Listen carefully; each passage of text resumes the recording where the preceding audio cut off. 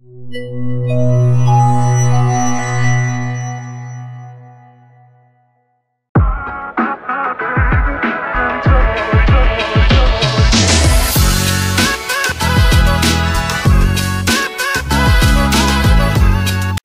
Assalamualaikum warahmatullahi wabarakatuh. Senang sekali saya Aswar Pujangga kembali hadir tentunya di Ceritanya Podcast spesial Ramadan. Mau cerita di sini saja.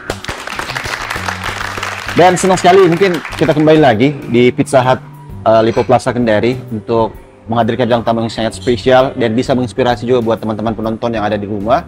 Dan tamu Aswar pada episode kali ini di Ceritanya Podcast adalah seorang dokter kecantikan.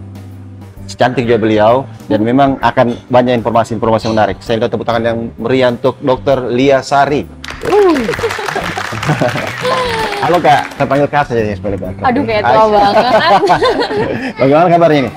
Alhamdulillah sehat ya Kak ya. Iya. Tadi kesini sempat ya cari-cari parkiran tadi. Iya lama ya, ya? ramai banget. Tapi kalau bicara tentang ini sebelum kita bahas profesinya dulu ya. Kita asli mana? Saya aslinya sebenarnya orang Jawa. Jadi orang tua saya dua-duanya itu orang Jawa. Oh Jawa. Jadi papa Jawa, mama juga orang Jawa. Hanya kayak transmigrasi Kak. Oh ya. Jadi pada saat itu entah saya lupa tahun berapa, jadi mereka transmigrasi ke sini gitu. Oh, jadi memang dari Jawa ke sini langsung di Kendari atau? Enggak, saya di Konsel. Oh, Kak. Di Konsel? Iya. Di daerah apa itu? Di Silajaya. Oh, Silajaya. Oh, di situ kan banyak ya orang-orang Jawa. Oh, orang Jawa ya. Jadi kayak lingkungan satu desa itu kayak dominan emang orang Jawa.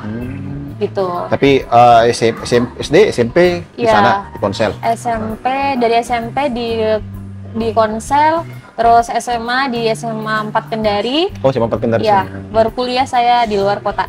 Di Makassar. Di Makassar, di Unhas ya? Iya, di Unhas. Alhamdulillah. Memang ambil langsung jurusan kedokteran. Iya. Atau sempat berapa kali ikut tes kan? Enggak. Oh, pada tahun 2008 saya tes. Saya lulus di Fakultas Kesehatan Masyarakat. Oh, jadi kedokteran ini bukan langsung kedokteran nih, bukan? Enggak.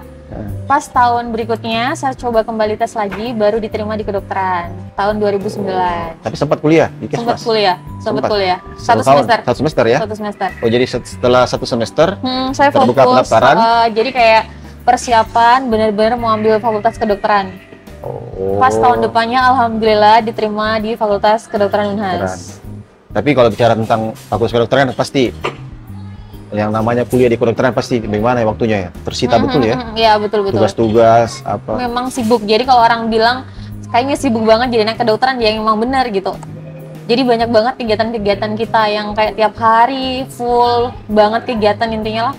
Tapi kalau bicara tentang jurusan kedokteran, niatnya Lia sendiri atau memang orang tua maunya begitu? Kalau saya Kak memang kemauan sendiri dari kecil. Oh sudah dia. Jadi dari saat ditanya tuh mau jadi apa jadi dokter? Bener. Dan saya tuh benar-benar anak yang konsisten gitu dengan apa yang saya inginkan. Jadi sekali diniatkan itu. Jadi kalau kan kebanyakan teman-teman itu biasanya kalau ditanya pengen jadi apa berubah tuh. Polisi apa? Tentara. Bahkan tiba-tiba kalau semakin besar tuh kayak berubah haluan pinginnya jadi apa gitu. Tapi saya memang dari kecil pengen jadi dokter. Jadi sampai SMP ditanya pun masih tetap pengen jadi dokter.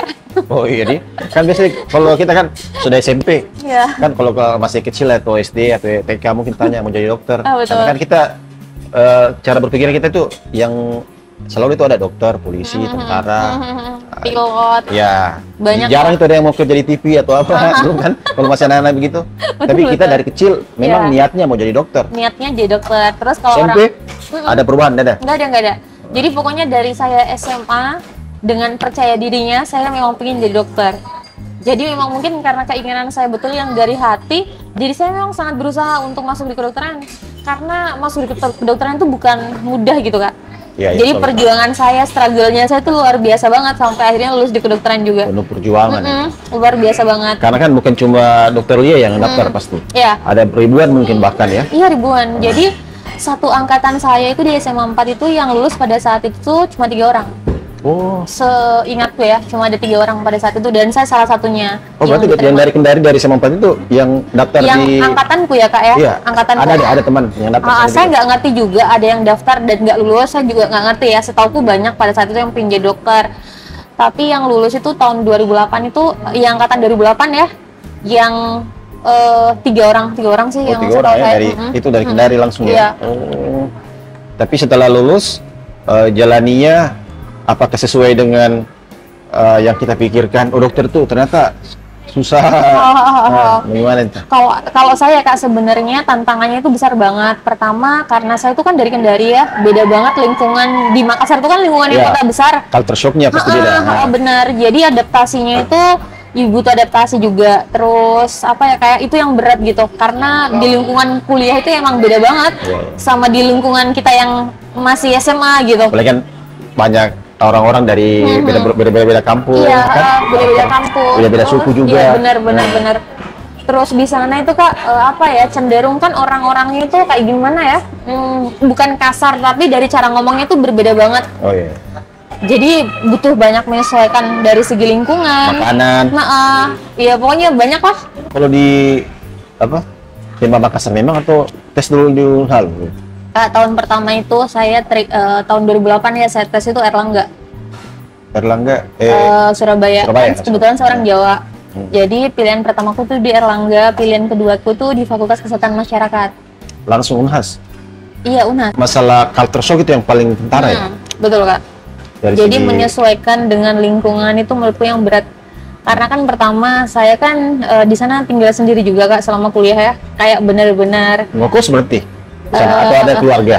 pada saat itu saya tinggal di rekannya orang tuaku. Oh ya begitu ya. Oh jadi pada saat itu tinggal sama keluarga lah bahasanya mungkin. Iya. Ya. Terus habis itu tahun kedua baru saya kontrak rumah. Jadi ya nggak ada orang tua pada saat itu di sana, nggak ada keluarga. Jauh dari orang tua ya. Jauh Tapi dari kalau orang tua. bicara tentang culture shock, selain lingkungan, adaptasi yang susah di situ apa lagi? Adaptasi yang susah, nggak ada masalah sih Kak sebenarnya. Kalau karena- pertemanan, Hah? cari teman atau Oh, enggak sih, bergaul enggak. sama orang. Enggak. Oh berarti dokter Lia ini tipikalnya orang yang gampang atau yang mudah bergaul atau yang mudah akrab sama orang? Mudah akrab enggak, tapi kalau bergaul bisa.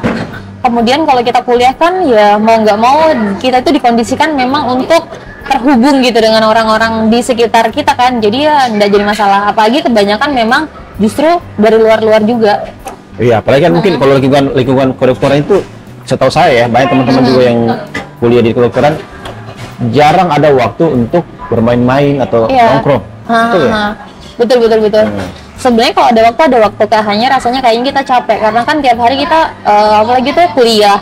Malamnya tuh kita ada tugas yang harus diselesaikan. Jadi kalau misalnya untuk ke kafe ya tergantung sih. Kalau misalnya memilih untuk nongkrong ya nggak jadi masalah juga. Oh, iya. Tapi soalnya kita punya tanggung jawab yang harus kita selesaikan juga. Jadi makanya kalau dibilang emang sibuk ya emang sibuk sih jadi anak Sibuk, kedokteran ya, itu. betul ya. Saya punya sepupu juga di kedokteran, tapi dia di Unhalu pada zaman itu. Saya hubungi untuk nongkrong saja, biar sejam itu tidak bisa dia bilang. Dia bilang, War, mending saya kerja tugasku, selesai tugas jam 11, jam 12 pasti langsung tidur nih. Iya benar. Tidak ada waktu untuk Iya, nongkrong. betul. Soalnya kadang kita aktivitas itu pagi lagi harus cepat beraktivitas. Tapi kalau di masa perkuliahan, Hmm. memang di kedokteran itu paling struggle-nya juga itu di mana, di tugas-tugasnya kah, atau memang di pada saat puasnya atau prakteknya? Oh iya, jadi kalau di kedokteran itu Kak, kan ada fasenya ya, ada namanya kita preklinik. Preklinik itu preklinik itu zamannya kita itu yang masih kuliah, terima materi kayak gitu. Terus nanti setelah 3 tahun paling cepat, kalau kita nggak ada masalah, baru kita ada namanya koas. Jadi masa klinik gitu. Oh. Semua sama sih kayak struggle. Jadi kalau klinik itu lebih kan kita tuh punya tanggung jawab yang lebih besar ya menurutku, karena kita langsung apa yang kita terima, apa yang kita dapat selama kita di kuliah itu kan kita aplikasikan Langsung dipraktekkan. jadi kita benar-benar terjun ke pasien, terus benar-benar ketemu pasien. Berarti kalau di kayak jurusan lain itu sejenis KKN gitu? Atau Kita beda? juga ada KKN nggak? Oh beda lagi KKN? Beda, lagi? beda KKN. Tapi itu yang klinik tadi itu memang ada juga itu? Saya nggak tahu ya Kak kalau di jurusan lain itu kayak mana. Tapi kalau kita itu benar-benar apa yang kita dapat itu secara teori, nanti di preklinik itu benar-benar kita aplikasikan. Kita ketemu benar-benar dengan pasien. Oh ternyata yang kita terima itu realnya tuh seperti ini kayak gitu. Lebih challenging sih Kak, karena kan kita sudah diajar dan dilatih bagaimana kita komunikasi dengan pasien. Terus dari cara pertama kita ketemu mendiagnostik ini kira-kira memahami sakitnya apa gitu. Terus ngasih treatmentnya gimana, kasih pengobatannya gimana, sampai kita rawat, sampai dia sembuh, sampai dia pulang gitu. Jadi sebelum kita benar-benar diberi kepercayaan untuk ketemu pasien langsung, kita tuh emang udah dilatih dulu. Oh, itu jadi, tuh jangka waktunya kayak 2 tahun gitu loh Kak. Iya. Jadi istilahnya juga terbangun mental juga sih, terbangun kan pasti. Iya, betul. Karena sudah ketemu orang langsung. Jadi betul. itu diajar memang. Iya, betul. Oh. Ini juga capek banget. Capek. Capek. Buat setahun 2 tahun nih? 2 tahun Kak. Paling cepet 2 tahun. Saya pun selesai malah hampir 4 tahun. Astagfirullah. Oh, kalau kuliahnya? Soalnya saya banyak libur Kak. Jadi tapi, kalau kita koas itu kita memilih sendiri ya kapan kita mau menyelesaikan, mau cepet bisa, mau lambat, dan kita di tengah-tengah ngambil libur itu bisa. Jadi tergantung dari kita. Kalau kemarin saya memang kayak tiap habis masuk bagian A, misalnya bagian mata selesai, kadang saya libur dulu pulang ke Kendari, baru nanti lanjut lagi kayak gitu. Oh, jadi kayak kita melakukan kayak step by step dulu. Gitu. Memang gitu sih Kak. Tapi jadi belajar itu memang treatmentnya Dokter Lia sendiri atau memang kebanyakan mahasiswa begitu? Saya nggak bisa bilang kebanyakan mahasiswa seperti itu, tapi maksudku itu dari kita memang yang menentukan. Seperti tadi yang saya bilang, mau cepat atau mau lambat selesainya gitu, tergantung dari kita sih. Jadi kita imbangi juga ya? Gitu. Jadi masa 1-2 tahun itu, terus masuk ke koas, itu berapa lama biasa? Ya itu koas itu 2 tahun Kak. 2 tahun. Jadi kita terima teori itu paling cepat 3 tahun, normalnya. Koasnya itu yang dibilang klinik itu 2 tahun. Itu paling cepat. Jadi harusnya 5 tahun itu kita sudah selesai. Iya, jadi materi selama berapa tahun baru langsung praktekkan. Iya. Jadi itu pun selesai koas, kita lagi ada fase lagi namanya internship. Saya nggak tahu ya kalau sekarang masih ada atau enggak. Jadi kalau saya itu dulu ada. Jadi internship itu kita benar-benar sudah bertugas di kayak rumah sakit. Tapi kita sudah benar-benar mengambil keputusan sendiri. Kalau kita selama koas itu Kak, kita kan masih intinya masih diawasi gitu. Kita masih dibantu, ada yang kontrol kita, ada yang awasi kita gitu. Ya, bahasanya kita masih didampingi, tetap ada dokter penanggung jawab lain gitu. Kalau kita sudah internship setelah selesai koas ini, benar-benar kita mandiri. Jadi penentu kebijakan dari kita langsung. Iya, bukan penentu kebijakan sih, kayak benar-benar melayani sendiri gitu. Tanpa harus konsultasi sama dokter. Iya, betul. Gitu. Betul. Tapi kelasnya dulu di mana? Di Makassar semua Kak, di Makassar. Internship saya di sini di Abu Nawas. Oh. Di rumah sakit Abu Nawas. Tahun berapa kembali ke Kendari? Kak, sejujurnya saya lupa tahun berapa. Kalau nggak salah tahun 2015 ya? Oh, 2015 sudah pindah domisili nih langsung ke sini. Kalau nggak salah tahun 2015. Oh, 2015. Jadi langsung dari Makassar ke Kendari, langsung di Abu Nawas itu? Iya. Internship saya alhamdulillah dapat di Abu Nawas. Gitu. Iya, boleh. Ini kalau saya lihat gelarnya nih, Dokter Lia Sari M Biomed. Iya. Itu seperti apa itu? Ini kita orang awam ya. Mungkin dunia medis saya kurang paham dunia medis, mungkin makanya saya langsung bertanya. Jadi setelah saya selesai S1, saya praktek dulu di sini. Jadi saya praktek di sini di Abu Nawas itu kurang lebih, ini internship ya, hampir 1 tahun Kak. 1 tahun? Setelah 1 tahun itu, alhamdulillah saya pada saat itu dapat SK jadi direktur di Uni Donor Darah Palang Merah Indonesia. Oh.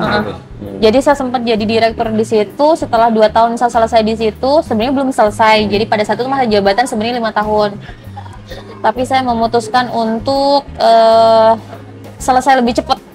Jadi saya ambil itu S2 di Makassar, magister kesehatan. Jadi M Biomed itu apalagi tuh? Iya. Iya. Terbaru kita. Kita saus baru di Trasada Lima Rasa. Ini spesial Ramadan ya? Iya, spesial Ramadan. Tapi dokternya sering makan ke sini? Iya. Kayaknya baru beberapa minggu yang lalu saya kesini deh. Apa yang baru kayak yang mana Kak? Ini Kak. Kita saus terbarunya di Trans sudah dapat 5 rasa. Jadi kalau kalian mau pesan pizza, mau tambahan saus bisa langsung order aja. Yang parmesan sama tidak dan lain-lain. Ya itu aja. Nanti ini aja nih pesan sesuai yang ini. Oke. Thank you. Ya, jadi mungkin juga pemirsa Mek TV dimanapun berada, kita ini berada di lokasinya itu di Pizza Hut Lipoplaza Kendari. Jadi buat teman-teman semua yang ingin berbuka puasa bersama keluarga, bersama sahabat atau teman-temannya, bisa langsung ke sini di Pizza Hut Lipoplaza Kendari. Ya. Banyak loh Kak promonya iya. Kak. Berarti sudah sering ke sini makannya? Iya. Minggu lalu Sambil saya kita tunggu ya. Sambil kita tunggu yuk. Jadi kita lanjut tadi dokter Oke Lia. oke. MDiomed. MDiomed AM. Jadi tuh magister kesehatan saya ambil terkhusus anti aging. Jadi memang saya tuh sangat senang dengan dunia kecantikan Kak.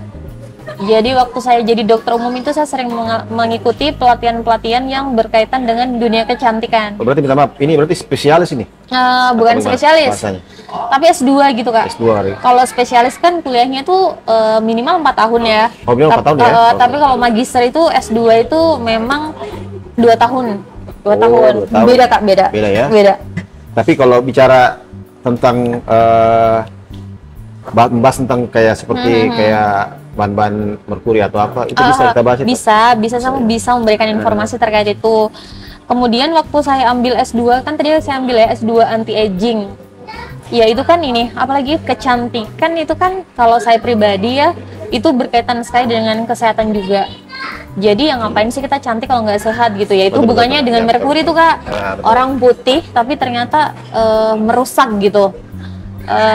Terus akhirnya ya saya pilih itu Kak sebenarnya, apalagi tuh S2 anti aging. Oh, tapi kalau di Kendari sudah banyak tidak? Enggak.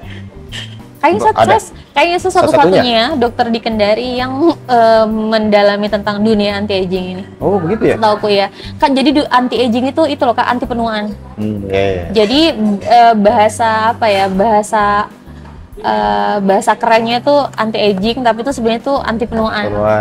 Jadi gimana caranya di kuliahan ini ya, kita diajar gimana caranya supaya kita itu nggak menua. Jadi tetap kan banyak tuh yang artis yang pakai treatment seperti itu kan? Kak, jangan bilang artis gitu. Jadi bagaimana? kita pun itu punya kita pun punya peluang yang sama. Gimana caranya di usia kita boleh bertambah ya, tapi maksudnya kita tuh dari segi kesehatan ya kita masih prima gitu. Oh, gitu. Jadi kalau misalnya orang bilang anti aging, orang kan bilangnya kayak kulitnya kenceng, kayak gitu, nggak kendur. Padahal enggak itu Kak sebenarnya. Ini tuh lebih dalam lagi kita pelajari. Tapi kayak inner beauty-nya ya? Iya, jadi gini Kak, kalau kita semakin bertambah usia, itu kan organ-organ dalamnya kita itu kan akan menua juga.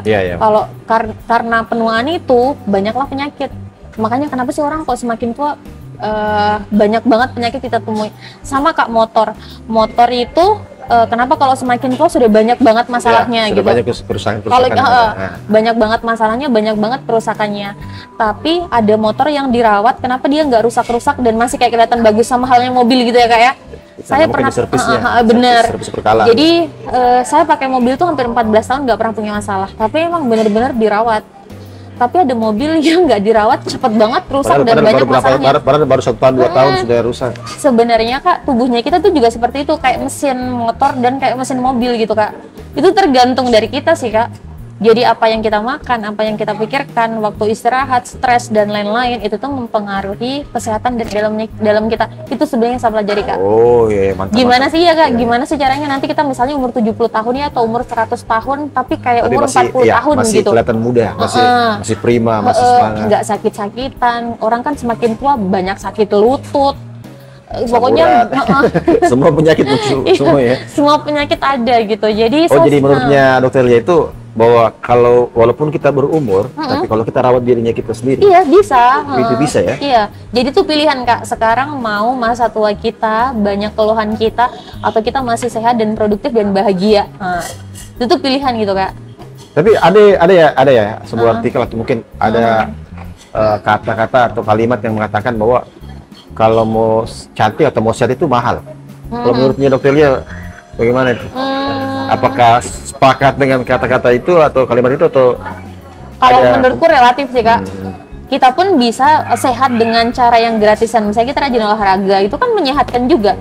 Terus kita bisa manajemen stres, bagaimana kita memahami sesuatu dan memandang suatu masalah. Itu juga tetap menyehatkan kita juga. Banyak hal-hal yang secara gratis bisa kita kerjakan dan itu menyehatkan tubuh kita. Tanpa misalnya uang. Kak, misalnya kalau laki-laki ya nggak merokok, lebih mahal mana kita merokok? Oh iya. Oh, kebetulan saya tidak merokok ya. Oh iya, Iya, alhamdulillah. kebetulan. Berarti saya sudah satu langkah sudah dapat Iya, ya. betul. Betul. Oh, jadi gitu ya. Itu salah satu contohnya itu kayak untuk laki-laki merokok, Iya. minum minuman keras atau apa. Betul. Banyaklah hal-hal kecil. Jadi dari segi makanan itu juga mempengaruhi kesehatan kita. Jadi tidak harus mengeluarkan budget yang besar, uang yang besar, tapi gratis pun tidak bisa juga sehat begitu. Tapi kalau dari kecantikan, apakah bisa cantik tanpa biaya? Betul. Sebenarnya Kak, ini kita berarti bicara lagi ke kecantikan ya. Nah, ya. Oke. Kalau ke kecantikan itu justru saya tuh banyak menemui pasien-pasien yang punya keluhan itu karena kesalahan dia pakai krim. Karena kesalahan memakai krim. Betul. Kak, berapa usia sekarang? Saya sekarang 33, 34. Saya tuh sering banget lihat laki-laki itu kok nggak banyak masalah fleknya ya. Kenapa perempuan yang banyak masalah fleknya padahal dia justru yang paling merawat diri? Ini menurutnya dokter Lia atau Saya nggak menurut survei membuktikan itu? Bukan survei, tapi yang pasien yang datang ke klinik. Kebanyakan. Dan saya sebenarnya lihat orang-orang di sekitarku juga ya. Kayak misalnya keluarga aku semua yang laki-laki gitu ya. Mereka nggak jarang pakai sunscreen, papaku pun nggak pakai sunscreen, omku pun nggak pakai sunscreen, nggak pakai apa-apa. Saya nggak ngerti ya Kak, kalau kita kan looknya kulihat sehat banget juga kulitnya kita. Mereka nggak ada masalah kulit, nggak ada fleknya, tapi kenapa perempuan-perempuan yang justru merawat diri katanya pakai sunscreen, pakai seluruh rangkaian skincare, kenapa muncul flek, kenapa berjerawat? Ya itu mungkin itu pertanyaan gitu. Ternyata memang setelah digali tuh mereka salah memakai produk. Kebanyakan tuh mereka pakai produk merkuri. Jadi tuh merkuri tuh justru yang merusak kulitnya mereka Kak. Berarti penting juga itu dalam memilih produk yang kita gunakan. Iya. Salahnya orang sekarang itu pingin pakai produk itu bukan pingin yang sehat tapi pingin yang putih. Kan tanya, ini nanti kalau pakai produk seberapa cepet putihnya, bukan ini menyehatkan nggak ya, bukan itu. Jadi karena keinginan mereka pingin putih, jadilah mereka mencari produk apapun itu yang penting bisa memutihkan, jadilah mereka mengambil krim merkuri. Merkuri itu nggak ada yang mengalahkan si merkuri nih Kak. Merkuri itu memang produk yang satu-satunya agent whitening yang paling bisa memutihkan itu merkuri, makanya paling disenangi. Berarti kalau secara saya pakai logika saya sebagai orang awam, berarti merkuri itu tidak salah sebenarnya kalau digunakan atau bagaimana? Salah Kak, nggak boleh. Jangan terlalu banyak atau nggak boleh sama sekali. Salah ya. Jadi merkuri itu racun, jadi nggak diperbolehkan dimanapun. Walaupun memang sedikit pun itu nggak boleh intinya. Oh begitu ya. Nggak boleh. Hukumnya tuh apa ya? Kalau di Islam tuh kayak haram gitu. Nggak boleh dipakai sama sekali Kak. Soalnya dia merusak gitu. Biar sedikit pun. Kayak dia racun gitu loh Kak. Tapi kan kebanyakan sekarang bukan ini bukan isu lagi. Kebanyakan sekarang kan sudah banyak kasus-kasus begitu yang bahas tentang skincare yang pakai bahan-bahan dasar merkuri. Memang itu sudah ada sebelum-sebelumnya atau mungkin baru saja didapat atau bagaimana? Sekarang kan lagi happening banget ya Kak, yang apalagi Sulawesi Selatan kan. Iya kan di situ. Nggak boleh sebut merek ya. Udah, saya kan ini kita di berita. Tapi bener loh Kak, berita perskincarean itu kayaknya sekarang lebih happening dibandingkan. Apalagi Kak yang korupsi sekarang yang lagi hits banget itu Kak. Ya Pertamina lah. Kayaknya lebih hits ini si ya. Walaupun banyak kasus di Indonesia ini, tapi tidak bisa hilang itu. Dunia perskincarean. Saya pikir kita nggak nyimak, ternyata kita nyimak juga ya Kak ya. Betul. Lagi kita di media, kebanyakan kita pasti update-nya berita, jadi pasti tahu itu. Jadi kebanyakan perempuan itu rata-rata semua mau cantik dan mau putih. Kalau ditanya ya, coba survei beberapa orang, 10 orang saja wanita, pasti kebanyakan pingin cantik dan pingin putih. Berarti pola pikirnya perempuan itu kalau putih cantik. Iya, bener. Bener Kak, bener. Oh iya. Bener. Menurut Kak gimana Kak, sebagai laki-laki gimana? Seneng nggak sih lihat yang bening-bening, yang putih-putih glow-glow? Kalau saya mungkin ya pribadi, saya tidak tahu nih. Kalau yang lain, cowok-cowok yang lain, kalau putih saya itu sebenarnya atau mungkin saya sudah terbiasa mungkin karena keluarga saya juga banyak putih ya. Jadi mungkin kita bawaan dari lahir. Iya, betul. Kalau lihat cewek yang putih-putih begitu kayak biasa, kayak sudah lumrah lah. Tapi tidak tahu kalau yang lain. Iya, betul. Oh, jadi menurutnya kita itu kebanyakan wanita atau cewek-cewek itu pemikirannya mereka kalau cantik itu harus putih. Iya, putih. Terus Kak, yang saya nggak habis pikir juga, ternyata yang sudah putih pun menurutku orang di sini kan emang putih-putih ya. Iya, rata-rata. itu pun masih banyak menggunakan produk merkuri, alias mereka masih pengen putih lagi. Jadi tuh kayak nggak ada standar, oh ini kayak sudah cukup deh aku putih, kayak nggak begitu. Jadi tuh orang itu kayak merasa tetap pengen putih dan pengen putih. Karena mindset itu yang bikin orang tuh tersesat gitu, pilih merkuri. Makanya sekarang banyak orang-orang yang tidak bertanggung jawab yang menaruh si merkuri ini di krim. Ya, di krimnya. Karena memang merkuri yang bisa memutihkan, dan itu tuh kita tuh merkuri itu dijual kan murah banget juga ya. Kalau beli produk yang menyehatkan kayak di Glowly misalnya, itu kan relatif memang pricey ya, harganya lebih, tapi kalau merkuri itu harganya di bawah 100.000, orang sudah putih glowing seminggu, senang banget orang pakai. Nanti mereka nyesel sudah kalau tapi tidak tahu nanti ke depannya bagaimana, ya, atau beberapa tahun ke depan itu seperti apa efeknya ya. Iya betul. Juga kalau sudah rusak itu susah banget diperbaiki. Berarti yang oknum-oknum yang distributor apa iya. ini, mereka sudah tahu berarti ini berbahaya, tapi mereka masih gunakan. Kak, saya nggak ngerti ya Kak, itu tuh jadi kan kalau misalnya kita konsumen, kita bikin produk gitu Kak, itu kan sebenarnya ada pabrik kerjasamanya kita. Pasti ya. Kalau saya pribadi kan saya ada kerjasama dengan farmasi pabrik ya, kayak gitu. Jadi ada dua kemungkinan, bisa jadi pabriknya pengen laku juga produknya dia kasihlah itu merkuri, tapi yang pihak keduanya nggak tahu. Misalnya saya nggak tahu, ternyata dikasih merkuri gitu. Bisa jadi karena kan dia kan kalau misalnya pasienku banyak yang suka, ya maybe repeat ordernya di pabriknya banyak. Tapi bisa jadi juga ini requestan dari saya misalnya. So pingin dong dikasih merkuri, nauzubillah min dzalik ya. Si pemiliknya pihak keduanya yang ternyata pingin dikasih merkuri. Ya bisa jadi kan, kita nggak tahu ya kayak. Tapi kalau di dunia kesehatan dan kecantikan itu merkuri itu 0% nggak boleh sama sekali dipakai. Tapi saya kira setiap pembuatan merek atau apapun itu, karena ada lembaga yang. Iya benar. Jadi sebenarnya sebelum kita perjualbelikan produk, harusnya kita dapat izin edar. Tapi ternyata sekarang di dunia lapangan yang kita tahu ada pihak-pihak yang nakal nih Kak. Jadi dimasukkan ke lab, kan kita masukkan ke diuji dulu. Diuji ke lab ya. Badan POM ya Kak ya. Itu kan cuma 1 kali doang Kak. Jadi kita masukkan merek ini dengan komposisi misalnya ini kudaftarkan di Badan POM. Terus kita dapat notif. Itu kan yang lain kan nggak dimasukkan di Badan POM lagi, langsung dijual saja. Oh, langsung diedarkan saja. Langsung diedarkan saja. Yang penting perusahaan ini bertanggung jawab terhadap apa yang diedarkan. Berarti dari contohnya nih, dari berapa minuman ada 5 dos lah. Paling yang satu yang diuji lab, yang lain itu diedar. Walaupun tanpa diuji di mereka itu. Iya, tapi kan harusnya perusahaan yang bertanggung jawab itu harusnya dia menjual apa yang sudah dimasukkan ke Badan POM dan yang dapat notif. Hanya sekarang itu kan Kak, kita nggak tahu orang yang nggak bertanggung jawab itu gimana caranya. Sampai kemarin kok bisa ada produk yang labelnya tuh sudah Badan POM tapi isinya merkuri. Dan kan yang tersangka di Makassar kan, saya nggak usah ngomong ya Kak. Banyak. Banyak. Jadi sedih banget sih saya lihat, karena kasihan yang jadi korbannya. Tapi kan mereka sudah brand-brand lama atau pengusaha-pengusaha lama. Iya. Kenapa baru sekarang? Iya, saya juga ini sih nggak paham apa yang terjadi. Tapi kan kita kan pelaku juga, pelaku usaha di situ ya. Kita kan buka klinik juga. Iya, saya di klinik. Apa nama kliniknya? Klinik Glowly. Saya juga Glowly. Oh, berarti kita ownernya ya? Iya, saya ownernya. Tapi saya pribadi, saya merasa bertanggung jawab sekali dengan apa yang kuberikan ke pasienku gitu. Kalau saya pribadi kan saya bisa meresepkan sesuatu yang ada kandungan obat ya Kak, yang nggak diperjualbelikan bebas gitu. Oh, jadi tapi kalau dijamin ya, kalau produk Glowly itu no mercury, no. No ya? No. Jadi ini bisa dipertanggungjawabkan sama ownernya langsung. Beliau juga seorang dokter kecantikan. Jadi tidak mungkin lah seorang dokter mau mendistribusikan atau mau menjual. Nauzubillah min dzalik ya Kak. Saya mencari rezeki yang berkah Kak. Yang berkah, ya betul ya.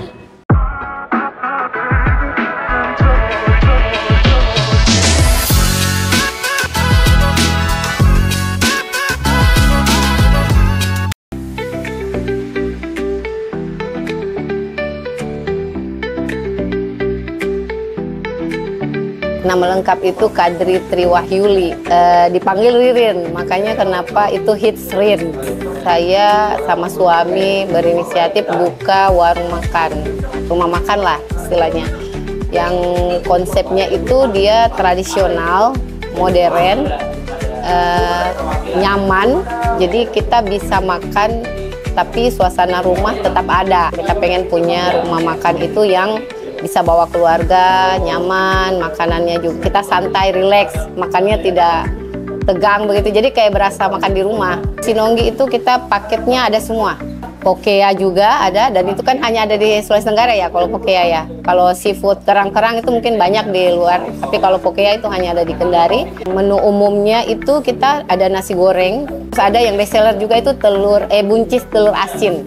Itu insya Allah sih sejauh ini pas kita dari awal launching untuk bikin menu itu peminatnya luar biasa. Untuk Ramadan sendiri itu dari jam 4 sore sampai jam 11 malam. Kita sudah mulai open order di situ. Tapi kita ada free takjil untuk spesial Ramadan bagi yang makan di tempat. Itu free takjil. Jadi sekarang itu ada Grab. Kita masuk di aplikasi Grab bisa. Di sosial media itu bisa di Instagram, Facebook. Kita juga ada nomor admin ya, bisa dihubungi. Nomor saya pun juga bisa, sudah banyak yang di-share. Mudah-mudahan semakin banyak orang yang bisa datang, customer semakin rame, dan semakin banyak tenaga kerja yang bisa saya hire di kedua tempat ini. Setidaknya mungkin tidak mengurangi pengangguran, tapi bisa membantu orang-orang yang ingin bekerja dengan kami begitu.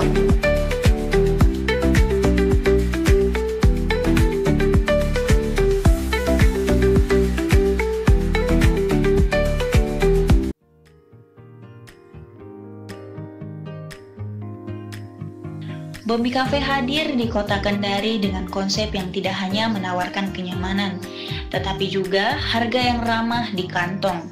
Dengan berbagai pilihan menu Nusantara, Bob Mie Cafe menghadirkan pengalaman kuliner yang lezat dan terjangkau untuk semua kalangan. Saya pengen kota Kendari itu tahu ya, dari Bob Mie Cafe itu bukan hanya untuk dilihat dari interiornya ya, tempatnya yang nyaman, tapi dengan harganya juga bermasyarakat gitu, dengan standar, tidak akan menguras kantong. Dan dengan banyak menu-menu Nusantara ya, dari kayak ayam bakar bumbu Bali, kita ada best sellernya iga bakar ya, ada sup iga ya, selain dari menu Bob Mie. Nikmati berbagai hidangan khas seperti ayam bakar bumbu Bali, iga bakar, dan sup iga, serta aneka varian mie spesial Bob Mie, mulai dari Bob Mie pedas, mie pangsit katsu, hingga beef loaf pangsit.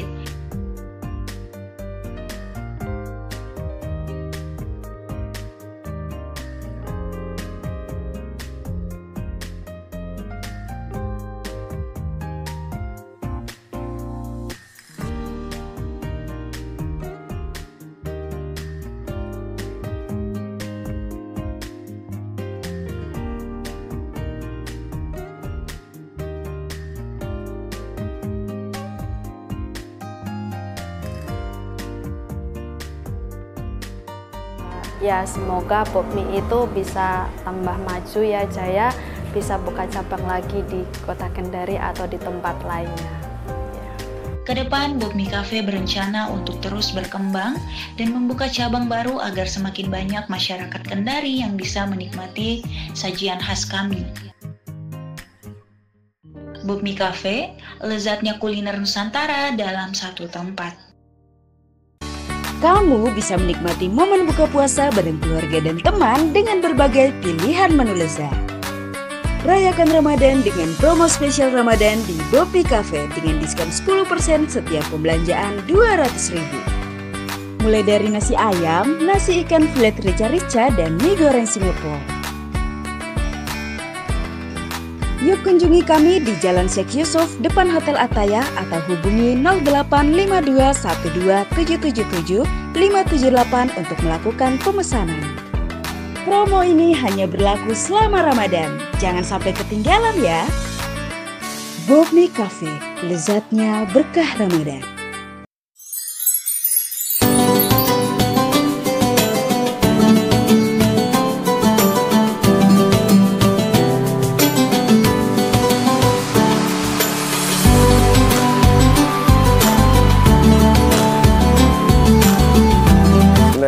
Bismillahirrahmanirrahim. Assalamualaikum warahmatullahi wabarakatuh. Marhaban ya Ramadan. Saya Dr. Andes Fadlil Suparman, Kepala Pelaksana BPBD Kota Kendari, mengucapkan selamat datang bulan suci Ramadan 1446 Hijriah. Semoga kita semua dapat memanfaatkan bulan suci Ramadan ini untuk meningkatkan kualitas ibadah dan mendekatkan diri kepada Allah Subhanahu wa Ta'ala. Amin, amin, amin ya Rabbal Alamin. Terima kasih. Assalamualaikum warahmatullahi wabarakatuh.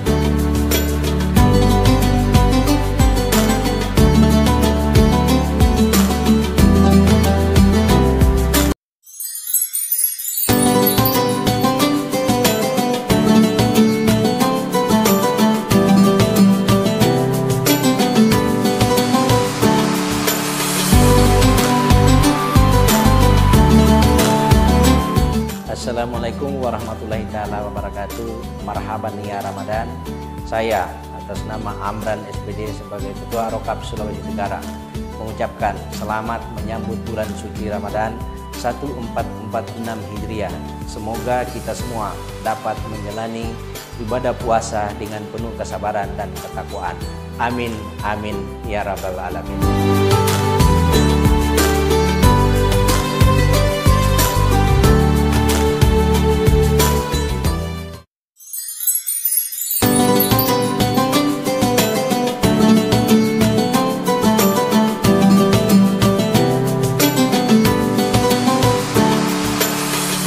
Marhaban ya Ramadan. Kami, segenap pimpinan dan seluruh karyawan-karyawati PT Kendari Media Tama Group, penerbit MedTV dan mediakendari.com mengucapkan selamat menunaikan ibadah puasa 1446 Hijriah 2025 Masehi. Semoga bulan suci ini membawa keberkahan, kedamaian, dan kebahagiaan bagi kita semua. Amin, amin ya Rabbal Alamin.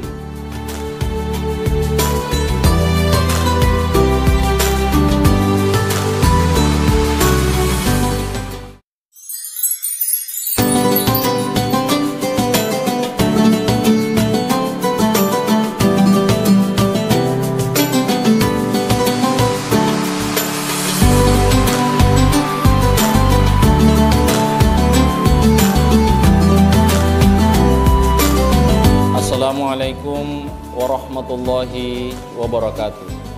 Selamat menunaikan ibadah puasa Ramadan tahun 1446 Hijriah. Semoga Allah Subhanahu wa Ta'ala memberikan kepada kita kekuatan dan kesehatan. Mohon maaf lahir dan batin. Assalamualaikum warahmatullahi wabarakatuh.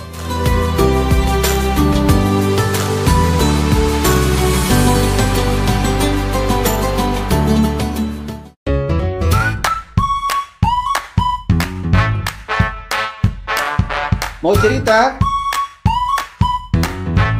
Di sini saja.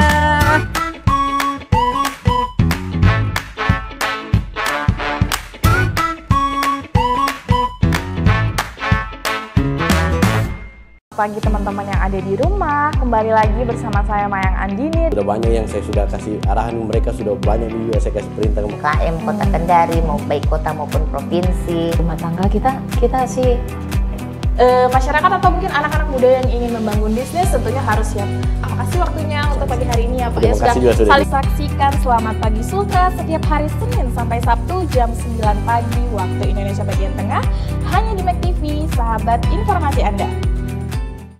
Kabar gembira bagi para pecinta kuliner di Kendari. Muslim Kitchen Bar and Executive Karaoke menghadirkan pengalaman makan sepuasnya dengan program All You Can Eat.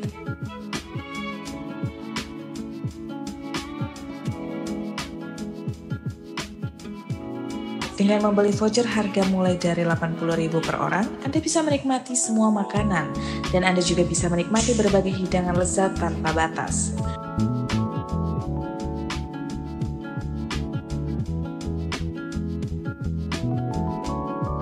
menu di sini itu fusion. Dalam arti fusion itu kita campur, ada Indonesian, ada Western, dan ada Nusantara. Makanan kita ada sekitar 60 jenis makanan di sini, termasuk dari appetizer sampai ke dessert. Termasuk juga ada jajanan pasarnya juga, terus ada kurma dan lain-lain. Kalau untuk minuman kita juga ada menyediakan kopi, teh, terus ada jus juga. Setiap hari itu kita berbeda-beda. Hari Senin itu kita konsepnya mungkin Nusantara, hari Selasa itu Western, hari Rabu itu apalagi namanya Arab. Nah, setiap hari kita berganti-ganti menunya. Begitu juga dengan minuman. Rasakan kelezatan menu spesial kami yang tidak hanya hadir di bulan Ramadan, tetapi akan menjadi layanan tetap bagi Anda yang ingin bersantap dengan puas dan nyaman. Jangan lewatkan pengalaman kuliner terbaik hanya di Michelin Kitchen Bar and Executive Karaoke, Jalan Brigjen M. Yunus, Korumba, Mandonga. Michelin Kitchen, makan puas, rasa berkualitas.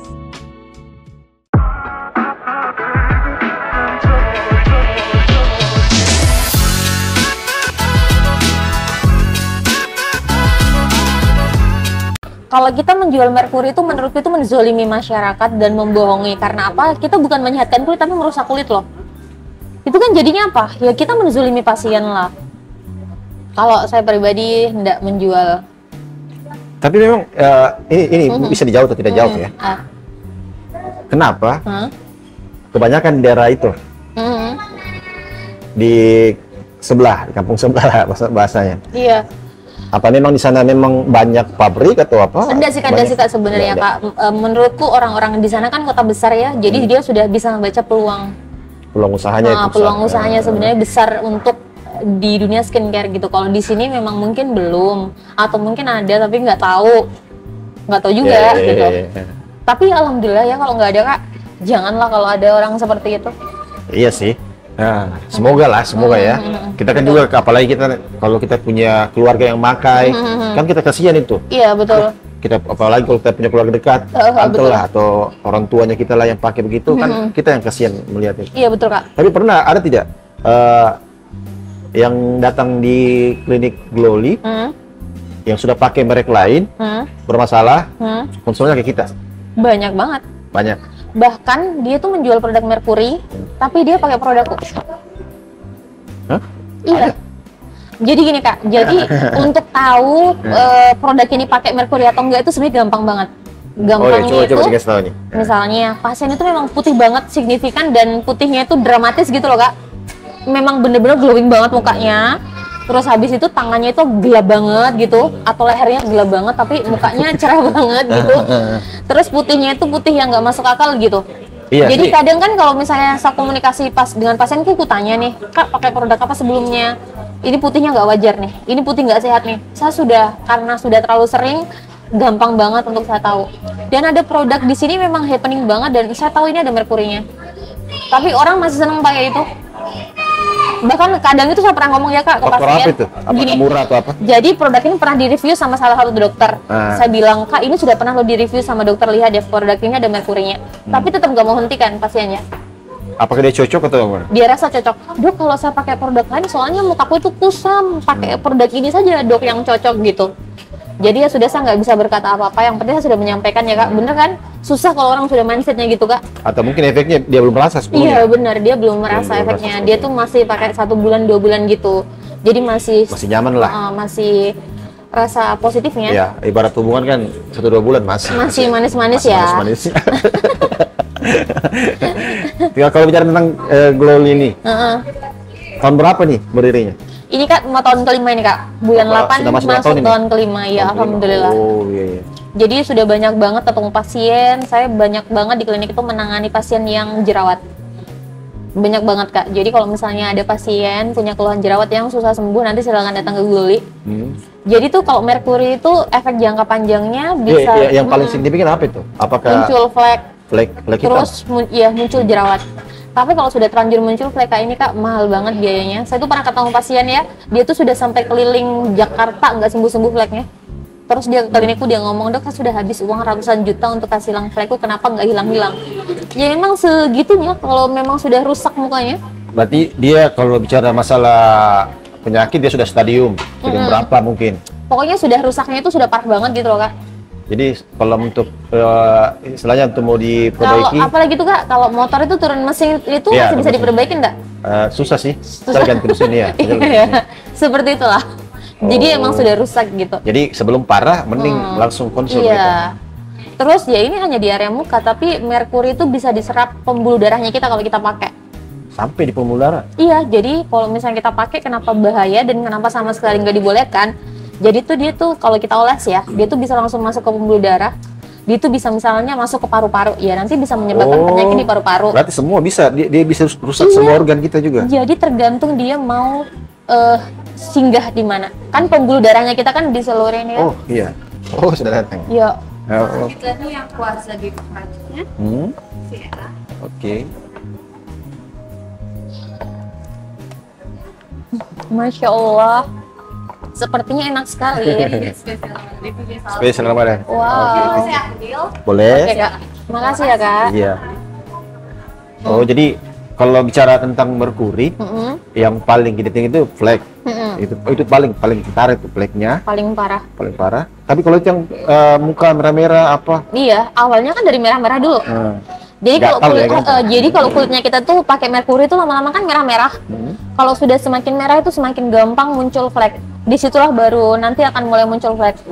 Dan itu saya ngomong ya, biayanya itu bisa ratusan juta untuk menyembuhkan itu, bahkan bisa jadi permanen nggak bisa sembuh. Kalau sudah parah? Kalau sudah parah. Oh. Terus Kak, yang menyedihkan juga rata-rata itu pemakai merkuri adalah orang menengah ekonomi ke bawah gitu loh, Kak.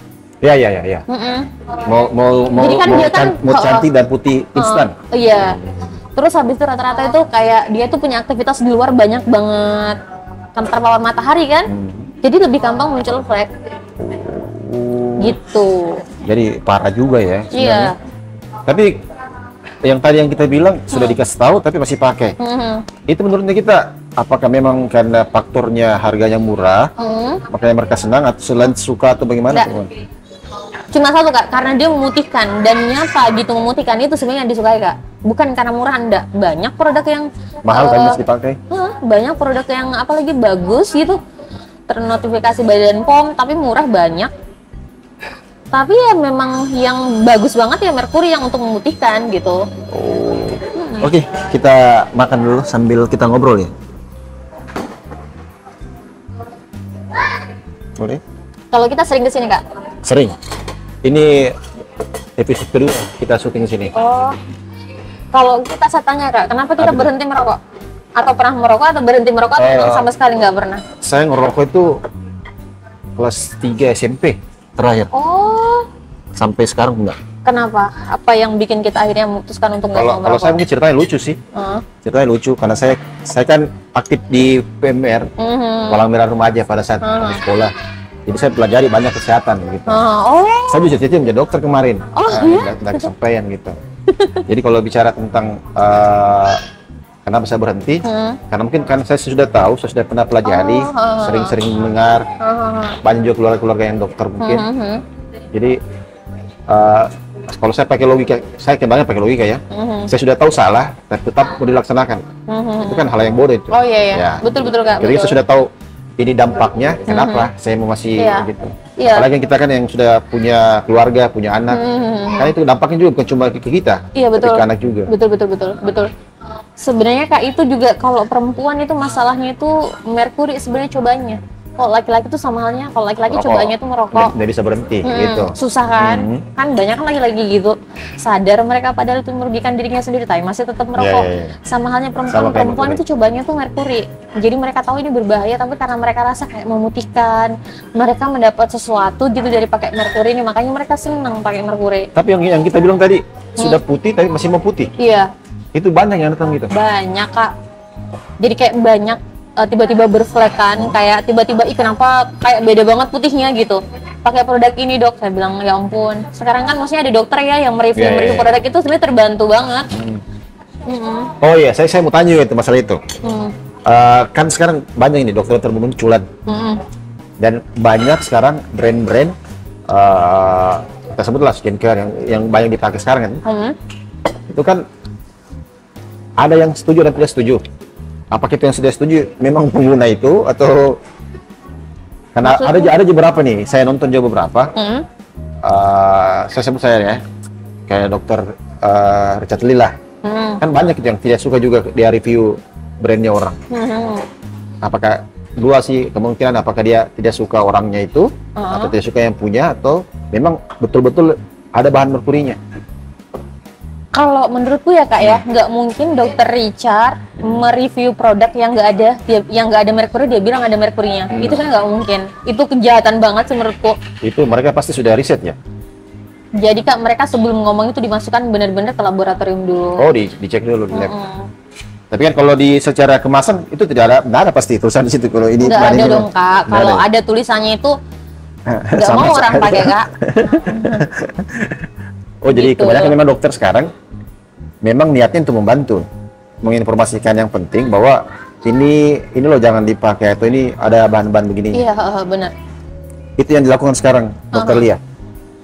Saya nggak melakukan itu ya, karena di sini kan untuk dapat laboratorium untuk menguji produk itu susah ya. Jauh ya, cukup jauh lah. Jadi kita pun itu kalau mau masukkan produk untuk dapat hasil ini nggak boleh sembarang laboratorium Kak.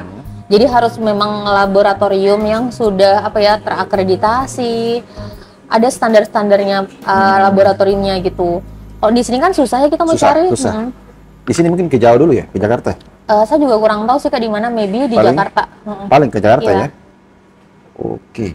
Kalaupun dirasa ya ada produk-produk yang mencurigakan, terus ada pasien-pasien yang merasa dirugikan, nanti boleh langsung ke BPOM aja supaya nanti dibantu sama BPOM.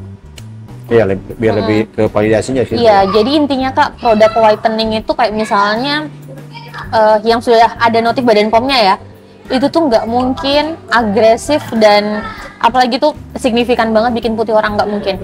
Meskipun dia bilang ini 7 kali memutihkan, ini 10 kali memutihkan, ini 15 kali memutihkan. Kalau ini benar-benar nyata, aman, itu nggak akan agresif memutihkan pasien. Biar yang ngomong dokter. Biar yang ngomong dokter, begitu? Iya, benar. Betul. Oh.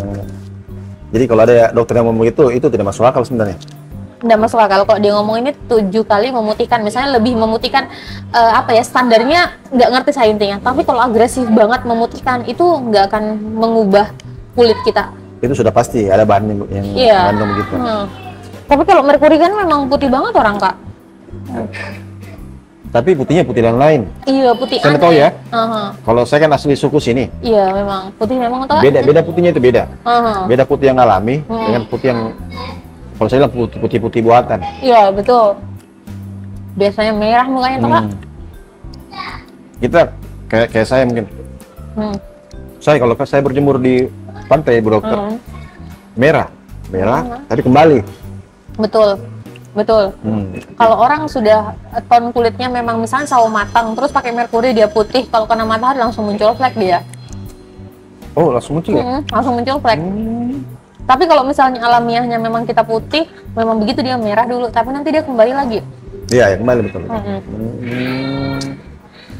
Berarti lebih bagus lah kalau kayak kita seperti saya mungkin masih alami ya.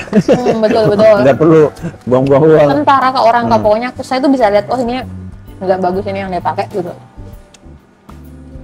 Tapi selama ini 5 tahun ya kliniknya. Mau 5 tahun ya? Mau 5 tahun. Ada tidak kasus yang paling parah yang dokter Lia hadapi atau teman-teman di klinik? Ya ampun Kak, sering banget. Apa itu? Yang seperti apa? Flek satu muka, terus jerawat satu muka gara-gara krim merkuri. Itu ada contohnya itu ada. Kasih lihat ya. Nggak apa aja. Tapi kan nggak diposting kan? Soalnya nih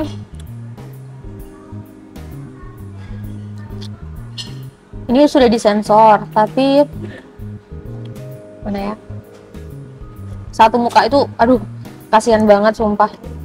Berarti sudah masuk di parah banget. Nih. Itu betulnya? Iya, masa diedit Kak? Nggak, maksudnya orang sini? Iya. Pasienku. Orangnya? Terus ini yang muncul flek Kak. Nih. Ini banyak saya. Banyak Pak? Banyak kita lihat ibu-ibu penjual kan. Baru saja kita penjualikan. Iya begini betul. Iya, karena itu ini dampaknya. Iya, dia itu ganti krim. Katanya, Dok, kok aku sudah nggak mempan ya pakai krim lagi gitu. Memang akan ada di fase kalau sudah lama banget ya Kak ya, namanya resisten. Jadi merkuri itu sudah nggak bisa memutihkan lagi dipakai. Biasanya awalnya memang punya efek whitening, tapi kalau sudah muncul gini, meskipun dia pakai merkuri lagi, krimnya itu nggak akan hilang fleknya. Soalnya masalahnya itu sudah berat banget sampai ke lapisan kulit paling bawah. Ini muka depannya, ini kan Kak. Ini juga, ini merkuri. Kan coba biar juga. Enggak, ini pasien lain ya Kak. Ini saja.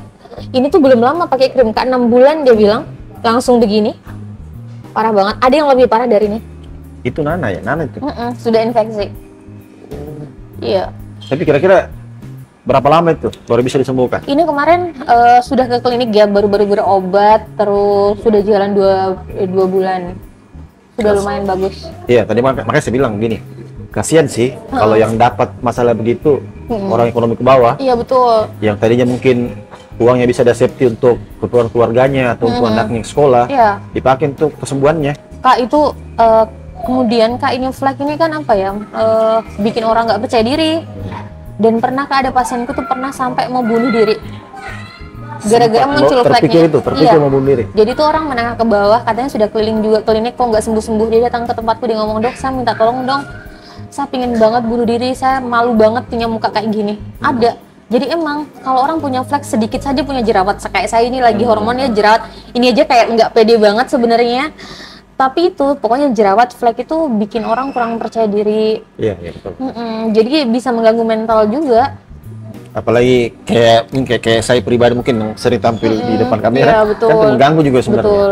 Agak mengurangi. Apalagi kita yang tampil di depan kamera, yang orang-orang lain saja yang pekerjaannya, ketemu orang di sekitar rumahnya pun pasti merasa nggak nyaman juga. Itu tadi yang paling parah ya? Sudah itu yang paling parah ya? Itu parah, tapi banyak yang kasus kejadian kayak dia. Tapi itu masih bisa disembuhkan? Bisa tapi susah? Butuh waktu itu? Kalau ditanya pasien butuh sabar.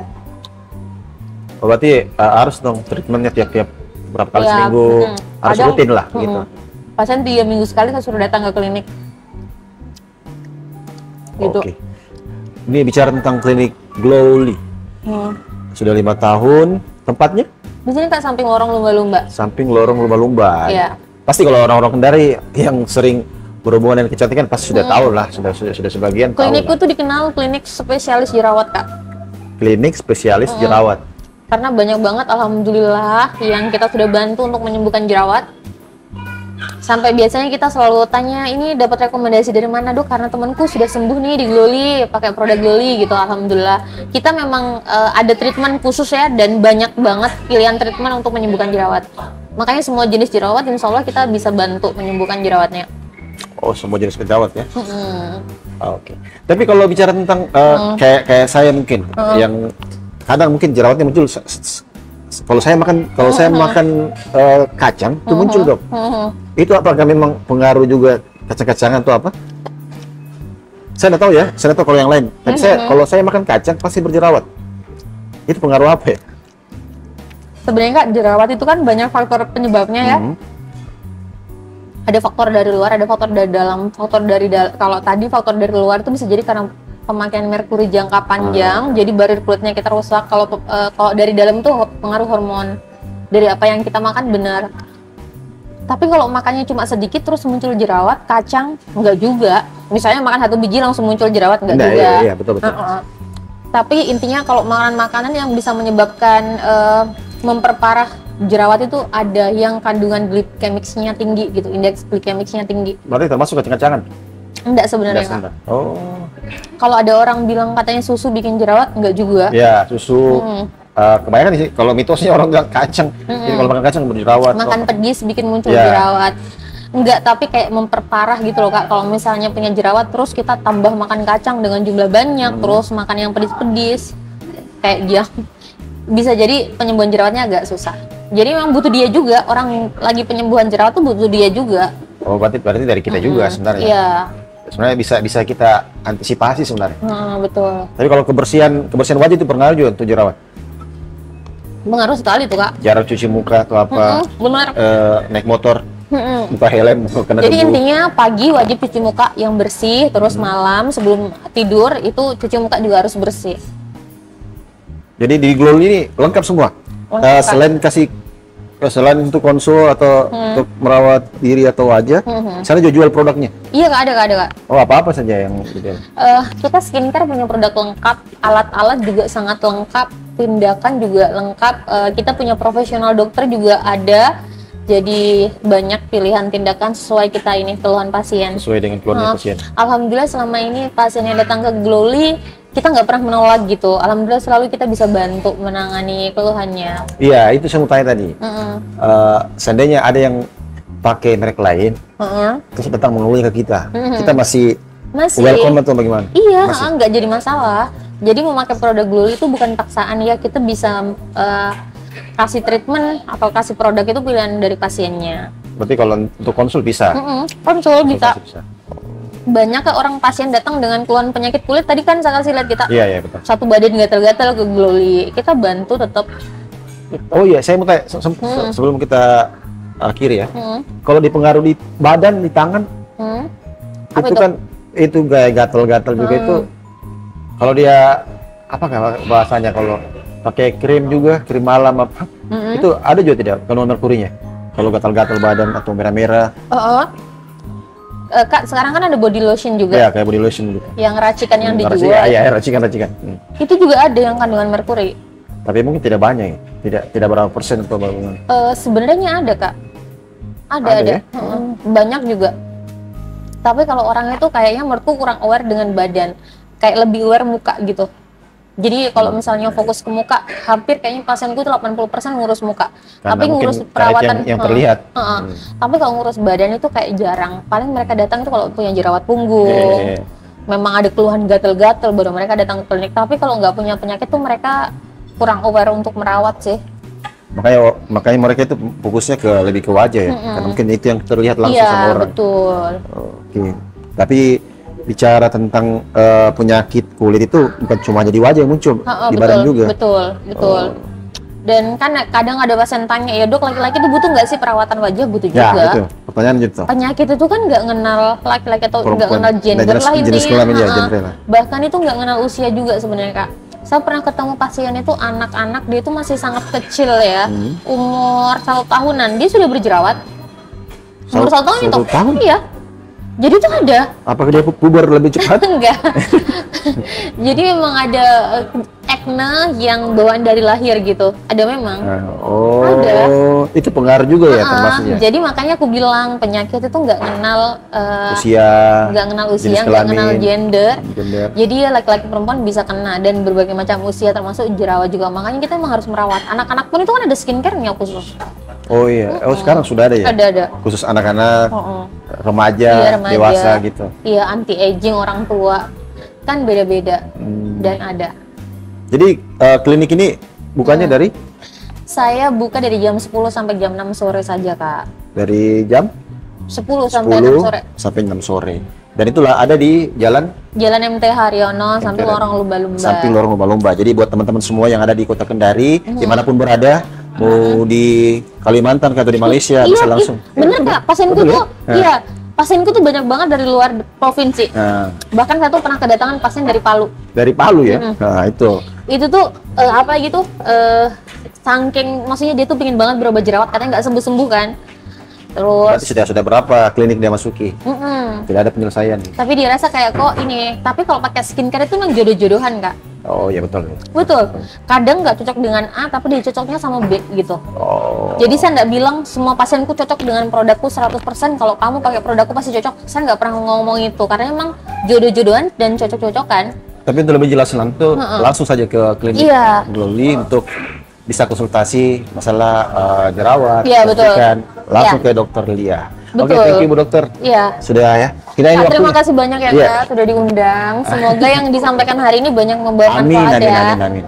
Dan semoga juga ini bisa menginspirasi buat kalian semua, apalagi mungkin buat anak-anak sekolah di kelas 3 yang mau persiapan untuk jadi dokter. mau konsultasi sama ibu dokter bisa langsung ke dokter. Iya, di klinik Glow di jalan MP Haryono samping lorong lumba-lumba. Yes. Oke, itulah tadi akhir perjumpaan kita di Ceritanya Podcast spesial Ramadan. Yang pastinya buat kalian semua saksikan terus Ceritanya Podcast hanya di Mek TV. Saya Suar, wabillahi taufiq hidayah. Wassalamualaikum warahmatullahi wabarakatuh. See you, bye. Oke. Alhamdulillah. Thank you, Kak. Udah terasa waktu ya? Iya.